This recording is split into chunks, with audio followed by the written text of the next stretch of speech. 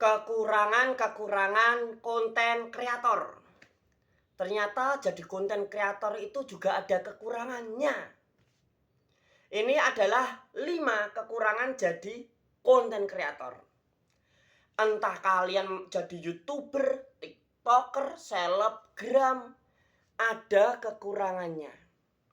Yang pertama, jadi konten kreator itu tidak terpaku dengan penghasilan tetap. Penghasilan konten kreator naik turun bagaikan burung yang naik terbang dan turun lagi untuk berteduh. Gaji konten kreator itu naik turun, nggak netep. Kalau kita kerja secara langsung ya, entah di pabrik, mungkin kita dapat nih gaji tetap UMR 2 juta kek, 3 juta kek, atau 4 juta gaji tetap UMR. Wow, itu enak ya. Tapi jadi konten kreator gajinya nggak netep, gajinya berubah-ubah. Kadang bisa 1 juta berapa, kadang bisa 5 juta, kadang bisa 10 juta, kadang bisa 2 juta berapa. Gajinya nggak netep. Yang kedua, jadi seorang konten kreator ternyata juga bisa loh mengalami tekanan mental. Jadi bisa mengalami tekanan mental dan juga konsistensi.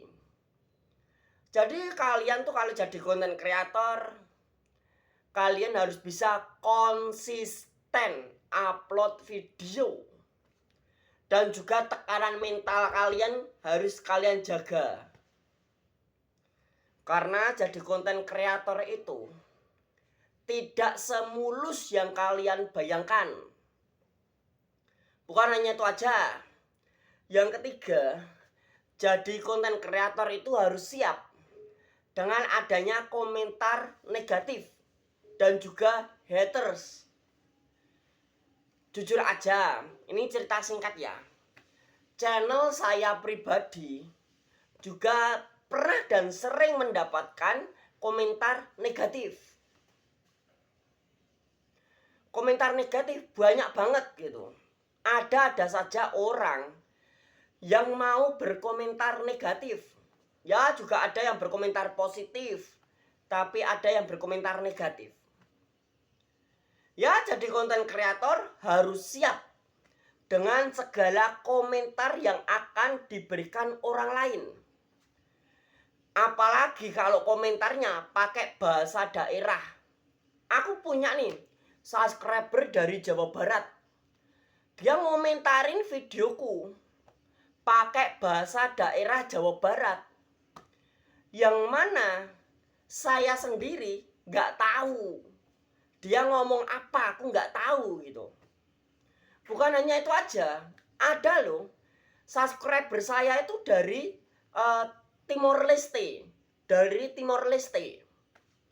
Dia bicara, berkomentar pakai bahasa Timor Leste. Nan kok paham atau apalah, nggak tahu tuh apa bahasanya. Dia mengetik banyak sekali komentar.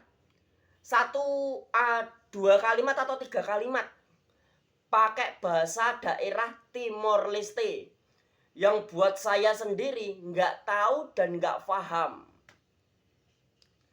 Ya, kita harus siap dengan segala bentuk komentar.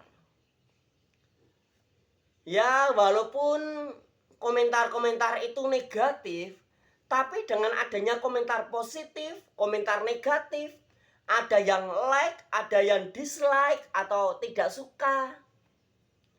Semua itu bisa meningkatkan engagement. Dan semua itu juga berpengaruh untuk kemajuan channel kita.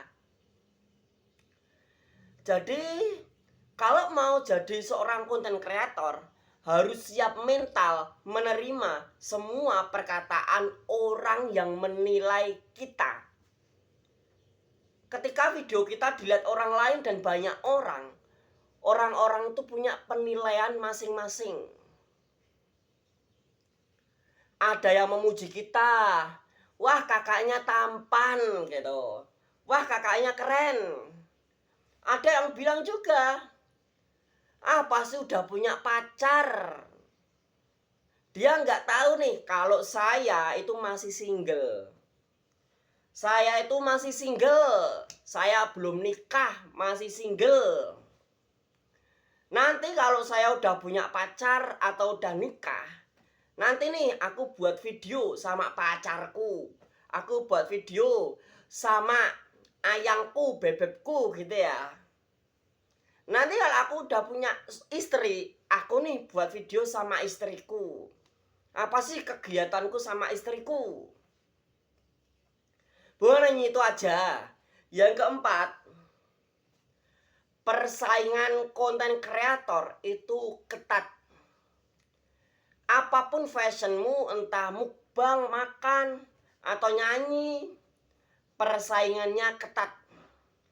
Kalian harus bisa membuat channel kalian punya ciri khas yang tidak dimiliki channel lain. Kalian harus bisa membuat orang-orang itu tahu sosok dan karaktermu, ciri khasmu yang tidak dimiliki orang lain. Jadi persaingannya itu ketat. Dan karena persaingannya ketat, banyak sekali konten-konten kreator yang gagal di tengah jalan. Dia mau jadi YouTuber, tapi persaingannya ketat. Belum sempat jadi YouTuber, udah gagal di tengah jalan. Karena persaingan yang ketat. Channel kita harus tahan banting dan tahan saing di tengah persaingan konten kreator yang ketat. Lalu yang kelima, privasi bisa berkurang. Ya contohnya kalau jadi konten kreator, apalagi influencer yang punya pengaruh, publik figur ya, tentunya privasinya akan berkurang. Karena para penggemarnya tentunya kepo dan ingin tahu profilnya seperti apa, biodatanya seperti apa. Itu kenapa hampir mayoritas konten kreator biodatanya masuk ke dalam Google. Masuk ke dalam Google. Entah kalian mau cari biodata Happy Asmara. Happy Asmara itu udah nikah belum sih? Dia tuh lahir di mana sih? Privasinya jadi berkurang. Wah, biodata Denny Caknan. Mungkin orang yang ngefans sama Denny Caknan ya kepo. Bukan hanya itu aja. Nanti kalau memang channel ini udah besar dan terkenal, mungkin juga ada yang akan cari tahu nih, biodatanya Wahyu Sejati Official. Wah, Wahyu Sejati Official itu udah nikah belum sih gitu. Ya, itu resiko jadi konten kreator. Jangan lupa klik like dan subscribe video ini.